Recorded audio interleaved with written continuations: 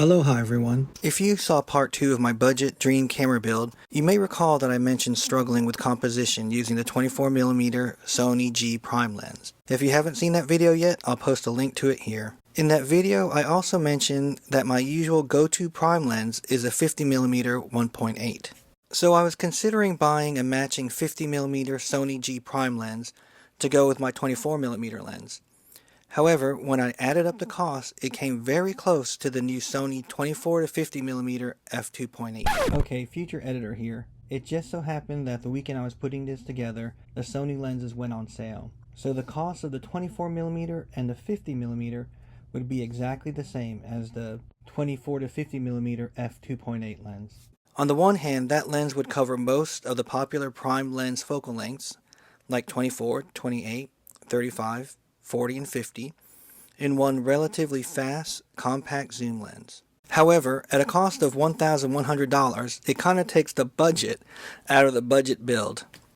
Enter the Tamron 28-75mm f2.8 III VXD G2 lens. It went on sale this weekend for $699.99. A $200 discount from the usual price. This was considerably cheaper than the Sony 24 to 50mm f2.8, although it's not as wide on the wide end, and of course it's much larger. Is it too much lens for the Sony A7C? Will I miss those extra 4mm on the wide end? Let's find out. Okay, so let's do a quick unboxing of the Tamron 28 to 75mm f2.8 III VXD G2. And like I said earlier, this has gone on sale at Best Buy for $200 off a regular price, so it's usually $899.99, and so it was $699.99. Alright, the packaging is kind of plain actually, but not in a nice Apple kind of plain white box, but that's okay. Unbox. Okay. The usual instructions, registration, etc.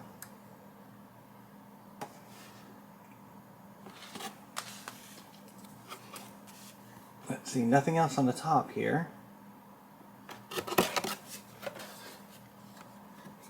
Plain brown inside.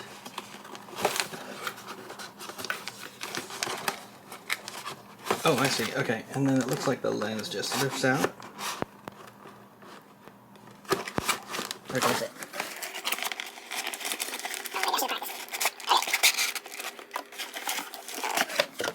Okay, there we go.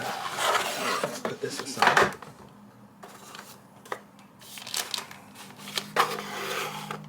Okay, wow, the lens is a lot smaller than I expected. Go ahead and take it out of the wrapper here.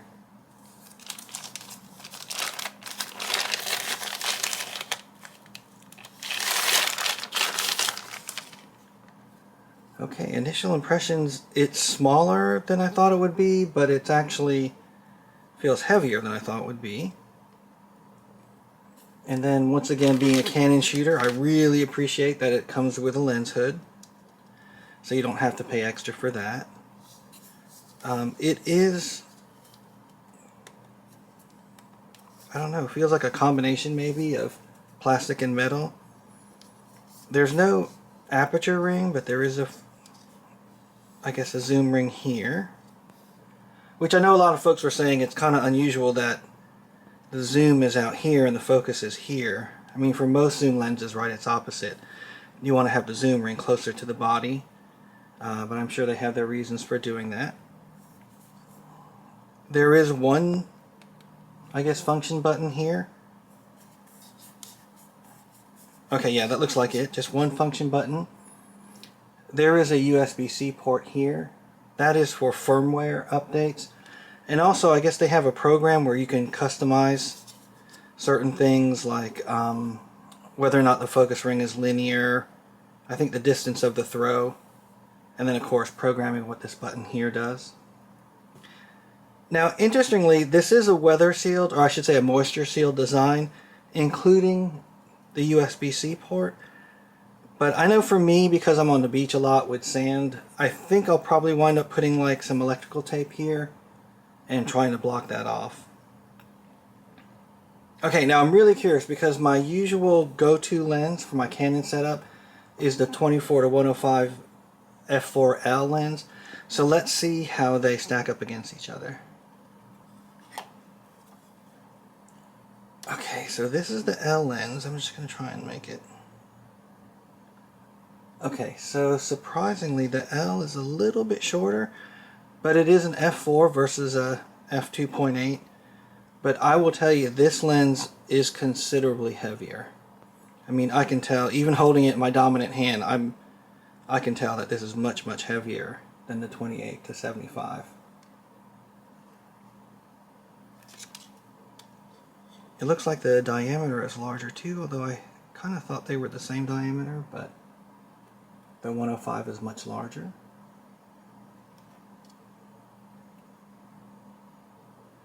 Okay, let's see what it looks like actually on the camera then.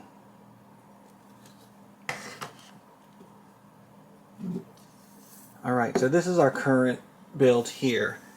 This is the A7C with a 24mm prime lens on it. I forget, it's a f2.8.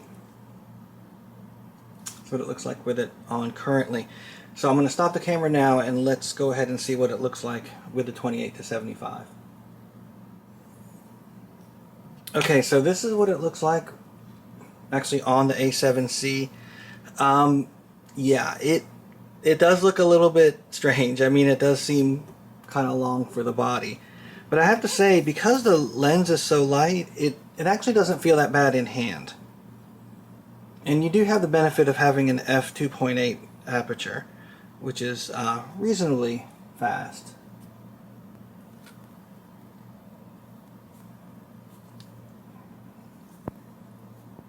Okay, let me grab my previous everyday camera and let's compare the two. Okay, this is my, or I guess was my usual everyday walking around camera. This is the Canon R8 with the EF to RF adapter and that same 24-105 f4L lens from earlier in the video. And I also do use this grip. So it's kind of interesting. I guess I could take this off and make it a little bit smaller, but I know when I first got the camera I thought it was too small. And so I added this just to have somewhere to put my pinky on. And the other thing too that makes this a little bit larger is the EF to RF adapter. Adds probably an inch or so to the build. But you can see that, I mean, this A7C is considerably smaller. It's considerably lighter too. You probably obviously can't tell, but this is considerably heavier, particularly again with this L lens. And then I guess shooting top down. I'll try and make it a little bit even. I guess if it didn't have this grip extension it'd be something more or less like that. But you can see the R8 again is considerably larger and it doesn't have in-body image stabilization. Okay, anyway, so that's it for the lens. We're going to try it out on the A7C today. To test this lens, I thought we'd do a photo walk of Magic Island. Magic Island is a park just outside of Waikiki with a huge green space, beach, and lagoon. To set the context for the walk, I arrived at Magic Island around 10 a.m., so it wasn't the best starting time. Compounding the difficulty was the fact that I began the walk shooting eastward towards Diamond Head. That is the more picturesque side of Magic Island, but unfortunately it's also facing the sun at this time in the morning. Video is once again courtesy of the GoPro Hero 11 Black. I had it set to cinematic using the default parameters which appear on the slide. I was surprised to see that natural color was the default color profile. Based on the video output, I thought it was vibrant, which is more vivid and saturated than natural. And you'll notice that the video is rendered with a warmer tone than the photos. As for the camera and lens, I shot all photos on aperture priority wide open at f2.8. I shot all photos in uncompressed RAW. As far as post-production, I do very little photo editing. I use Luminar 4 That's the version before Neo. It has a landscape AI preset that I applied to most of the pictures. In general, because it was so bright outside, I had to reduce the exposure on a lot of pictures, and I also had to bring down the highlights a bit. Other than that, I cropped and straightened the photos, and that's it. You'll see straight away that the preset rendered the pictures with a very cool cast. That is in stark contrast to the warm GoPro videos. If you're not familiar with the area, the Hawaii Prince Hotel are the Twin Towers. The boats are docked at Waikiki Yacht Club. You can see the world famous Hilton Hawaiian Village Rainbow Tower, and way in the background, of course, is Diamond Head.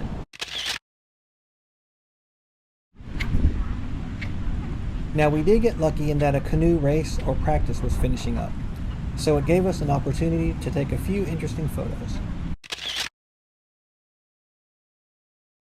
Shooting towards the sun once again highlights the weakness in the A7C's EVF.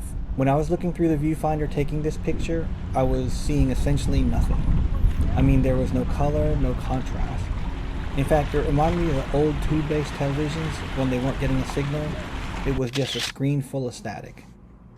As you can see, there's a lot of purple fringing in this photo, and that's with every bit of AI correction Luminar can throw at it. And the original is even worse. I mean, it can be an album cover for a Prince tribute band. There's so much purple going on. Also, I'm not quite sure that I have the exposure simulation correct on the camera, because as I'm making changes, I'm not really noticing them reflected in the EVF. Whereas I know with my Canons, when I change the ISO or the exposure compensation, or even the aperture, I can see those changes as they're taking place in the EVF. I need to figure that out and see if it's user error or something that is inherent to the EVF. I love this photo. I would cue up the Hawaii 5.0 theme song, except I don't want to get a copyright strike. There was this little outcropping towards the end of the peninsula. Here I just wanted to try a long telephoto shot. I'm used to a max 105mm focal length, so I just wanted to see how this picture would come out, since the max focal length of this lens is 75mm. This turned out to be one of my favorite pictures of the morning. I love the juxtaposition of the green grass, red dirt, gray driftwood, and the blue of the ocean. Here's a photo of that family that was fishing from the outcropping. Here you can see the old Ilikai Hotel, the marina, and the Rainbow Tower. This is where surfers can go down if they want to surf on the Diamond Head side of Magic Island. This is one of my favorite places to take pictures, but I did not record myself going down into that area in case I busted my butt. That is not the type of viral video I want to be a subject of. Again, you can see a lot of purple fringing in this photo. Now, on the other hand, I am shooting directly into the sun, so I think in this particular situation, the fringing is forgivable. In fact, it may even be eliminated with a circular polarizing filter, but I didn't have one handy. This is the lagoon on the far end of the peninsula. This area is very popular with families with little children. The rock walls break the waves as they come in, so the water is extra calm here.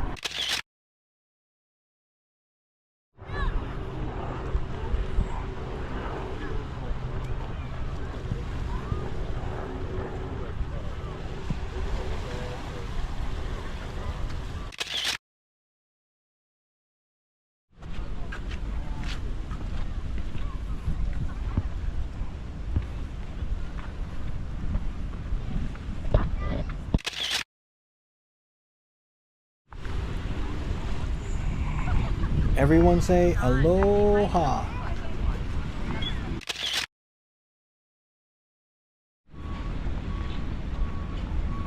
So one of the questions was whether or not I would miss that extra 4mm of width. I do have to say that there were occasions this morning that I did hope for a little more width. In fact, I found myself trying to rotate the zoom ring just a little bit more out of habit, since I'm used to having 24mm on the wide angle. This is one of those shots where I wish I had a little more width.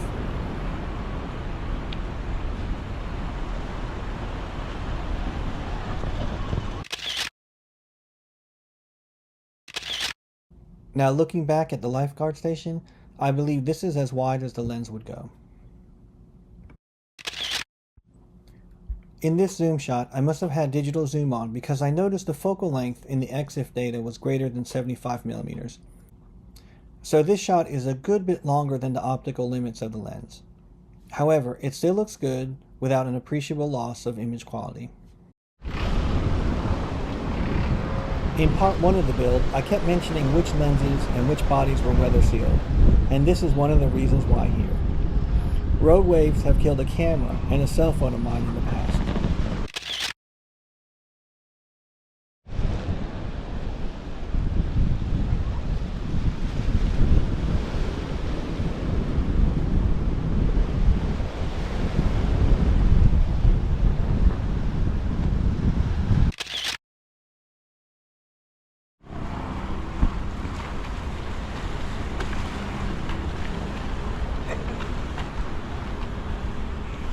This is the Kaka'ako skyline with all the luxury and ultra-luxury condos that no local people can afford, unfortunately.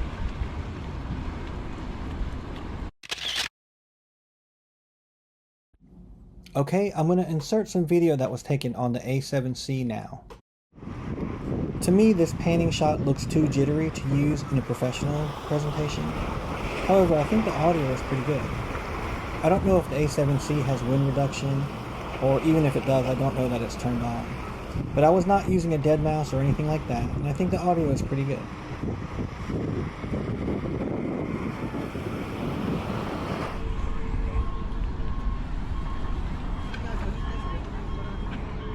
Every now and then you can see people at the beach doing yoga on stand-up paddleboards. I'm just fascinated by that because I can neither do yoga nor stand up on a paddleboard very well.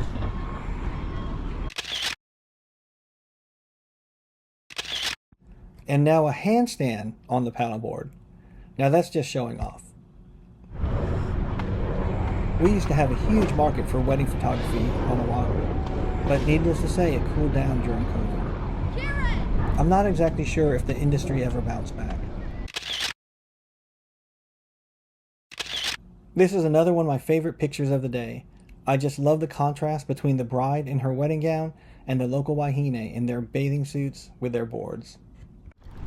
Well, that's one lap around Magic Island, but now that the sun is a little less harsh on the Diamond Head side, I did want to take one more photo of the Hawaii Prince Hotel.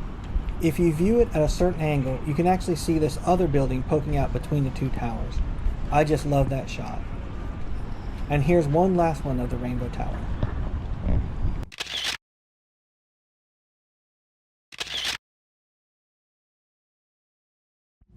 In case you didn't know, we have a feral cat problem in Honolulu, which gave me an opportunity to check the animal eye autofocus. I do like these pictures of this cat. Here's one where it's looking directly at me. Here's one where it's doing its best Mufasa pose. The animal eye autofocus did a really good job with this cat. You can see the color of its fur blends in with the background. But I'd say for the most part, the A7C was able to lock onto the eyes. Here's one where it's looking directly at me from one side and playing peekaboo and looking at me on the other side of the tree limb. Finally, my son happened to have tennis practice this weekend, so I had an opportunity to test a human eye autofocus as well. I could not get the human eye autofocus to lock on. Now I know my son is wearing sunglasses in these pictures, but I thought it would at least put a box around his head or face if it couldn't lock onto an eye. I am pretty happy with these shots though. The focus was reasonably fast, accurate, and the shot-to-shot times were more than acceptable. Also, once again, it was not the best time of day to be taking pictures. This was around 11:30 a.m. on a rooftop tennis court. The sun was very harsh, but I think the A7C nailed the exposure. And these pictures are straight out of camera, with no post-processing. Okay, so what are the pros and cons of the Tamron 28-75 f2.8 G2 after one weekend of shooting? Even when not on sale, it represents a good value compared to other 24-70 and 28-70mm zoom lenses of comparable quality. It's lightweight with good build quality, including moisture resistance. Now, one of the reasons why it's so lightweight is because it doesn't have OIS, but that shouldn't pose a problem with any modern Sony body. The built-in USB port allows for easy customization and updating. The lens is fast focusing and produces some really vibrant colors.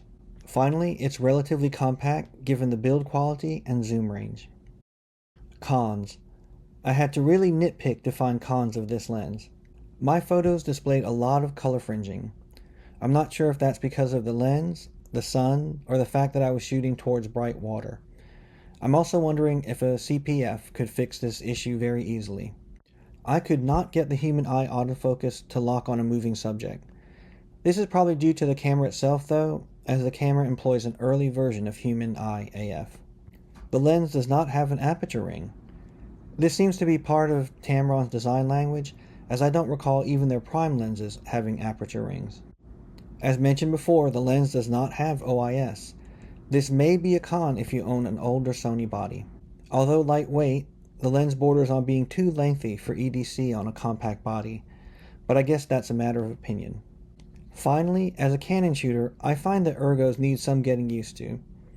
First off, the zoom ring is closer to the end of the lens than the camera body. Also, the zoom ring turns in the opposite direction as Canon L lenses. These are both minor issues once your muscle memory is retrained. So what is the verdict? Well, to be honest, after a weekend of shooting, I returned the Sony 24mm 2.8 G lens. I know I started this build going after that Leica Q aesthetic, and the G lens certainly fits the bill with its compact body, metal build, and aperture ring. However, there's no denying the everyday usability of this Tamron lens. Well, that's it. If you stuck around to the end of the video, thank you very much. I appreciate it. If you watched all 3 parts of this camera build, mahalo nui loa. I really appreciate it. If you enjoyed this video, please make sure to drop a like and share it. If you have any questions or comments, please put them in the comment section below. Finally, make sure to subscribe for future content. Mahalo!